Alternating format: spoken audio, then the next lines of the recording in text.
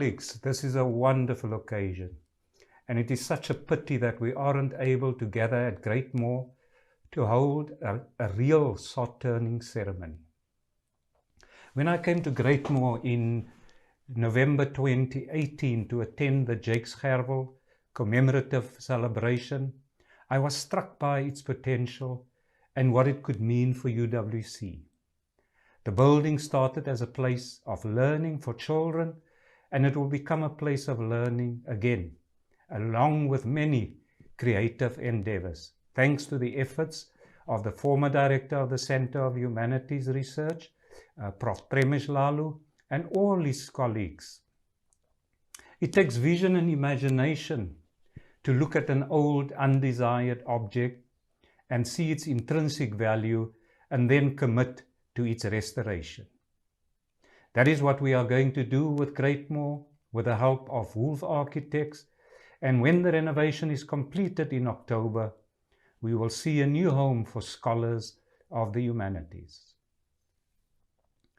Finally, a project such as this cannot be undertaken without the support of partners who are committed to the humanities. I'd therefore like to thank the Department of Higher Education and Training, the National Institute for Humanities and Social Sciences, the Mellon Foundation, the National Research Foundation, the Consortium of Humanities Centers and Institutes, the Dalla Oma Foundation, and university partners across the continent and the world. We thank all of you for helping us make this bold step for UWC. Thank you.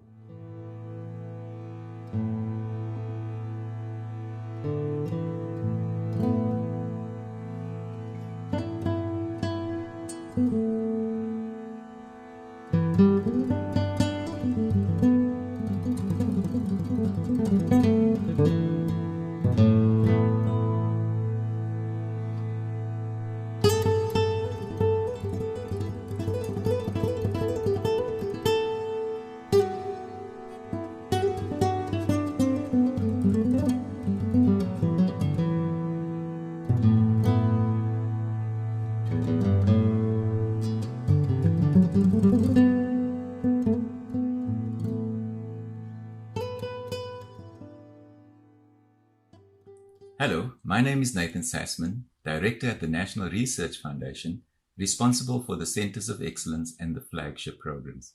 As I was preparing this message, I was reminded that we currently only have one Center of Excellence and one Flagship project active in the humanities. This means that the Flagship project, focusing on critical thoughts in African humanities based at the University of the Western Cape, is uniquely positioned to drive excellence in their chosen field of research. After 5 years of implementation, driven by passionate and dedicated researchers, I am excited that we are poised to evaluate the outputs and outcomes of this unique project, and which creates another opportunity to bring the benefits of this project into the public domain. It is therefore with great pleasure that I wish to congratulate the members of the UWC Flagship Project team with the launch of the Greatmore facility as a platform on which to step further into the future. I look forward to the progression of the work started with the investment made by the National Research Foundation and the Department of Science and Innovation.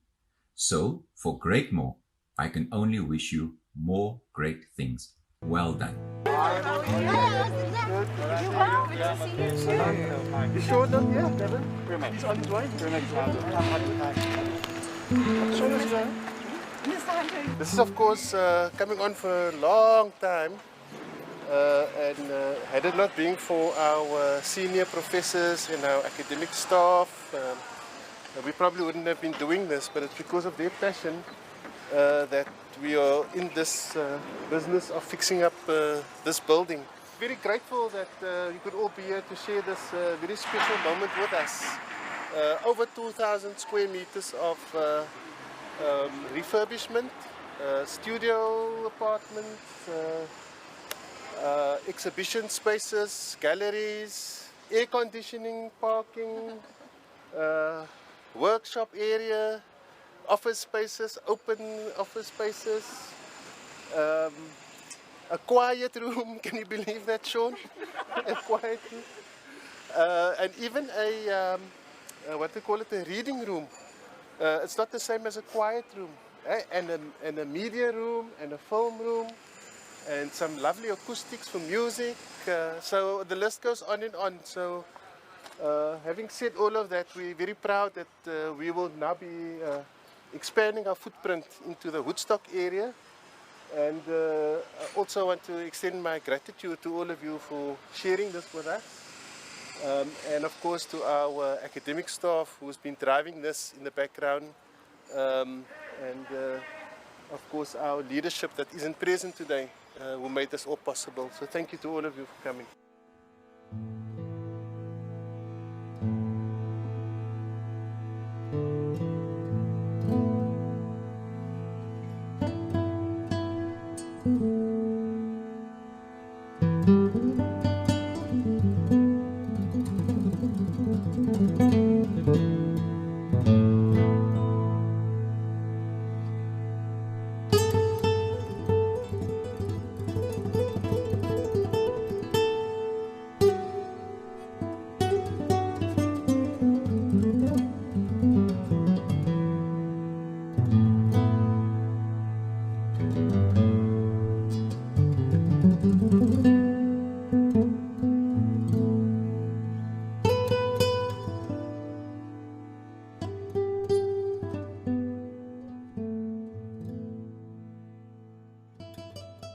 My recollection is that this is a product of at least 10 years of work in the Center for Humanities Research.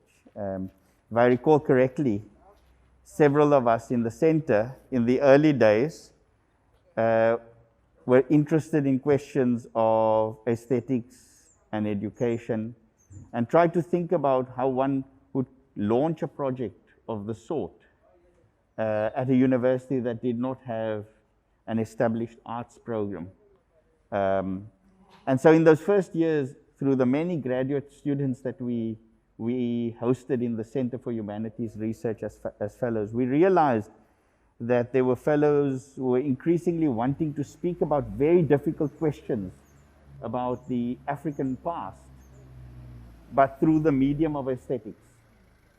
And in some sense, I see this as the genesis, as the materialization of that idea, of how one constitutes a discussion about aesthetics in the midst of a university that was configured as an apartheid university. We started a project at Chapel Street in Woodstock District 6.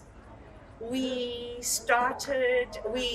ran the public lecture theatre, the public lecture series in Athlone. Yeah. At the site of the old Crawford College on Thornton Road with the Dalla Omar Foundation. And all of this was an attempt to launch a set of profoundly urgent intellectual questions with artists that might reconfigure the relationship of the university to its publics.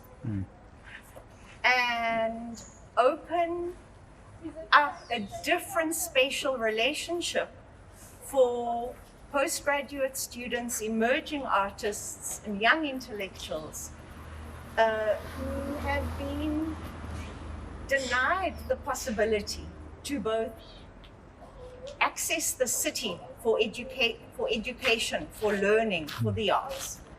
And arriving in Greatmore has opens up the possibility for that kind of convening and that kind of reconfiguration of the relationship between the university and its publics. A number of academics at UWC who assembled around projects in the Center for Humanities Research.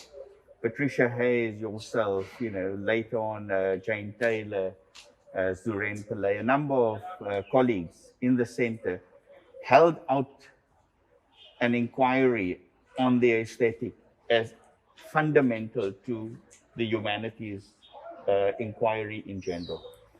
And so when we were joined by various people, at one level, the Handspring Puppet Company and their proteges, Ukwanda, Puppetry and Design Collective, when we were joined by Riza Kota and Datinium Zahia.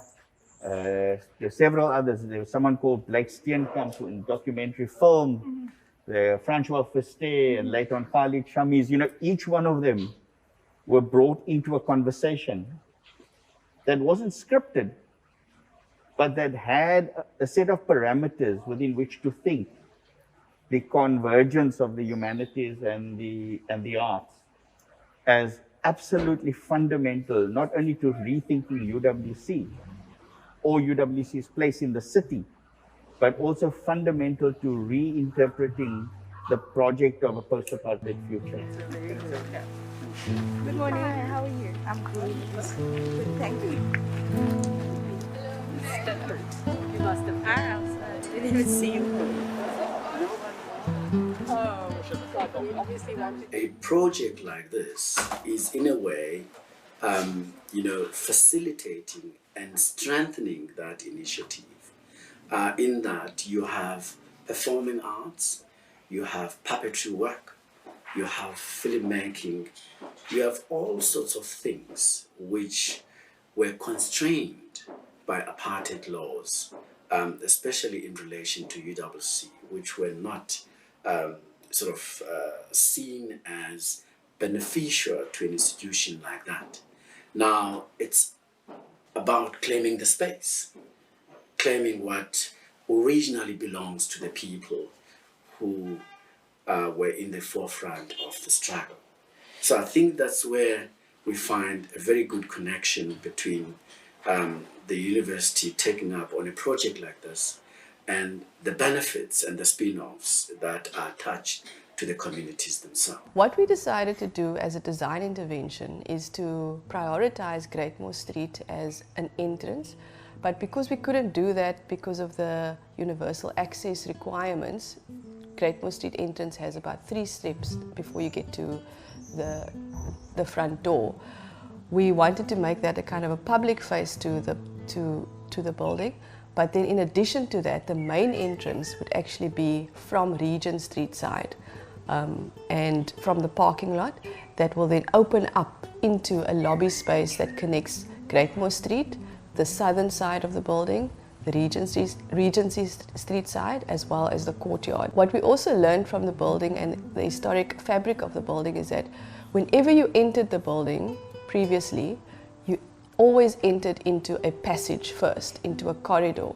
And we wanted to change that because for a university building, for a progressive arts education, is what the CHR is proposing, you cannot enter people into a passage. You have to enter people into a social space. That is the main intervention for this project, which is the social space of the lobby and then moving into the courtyard. The passage as a device has its history in prisons and insane asylums.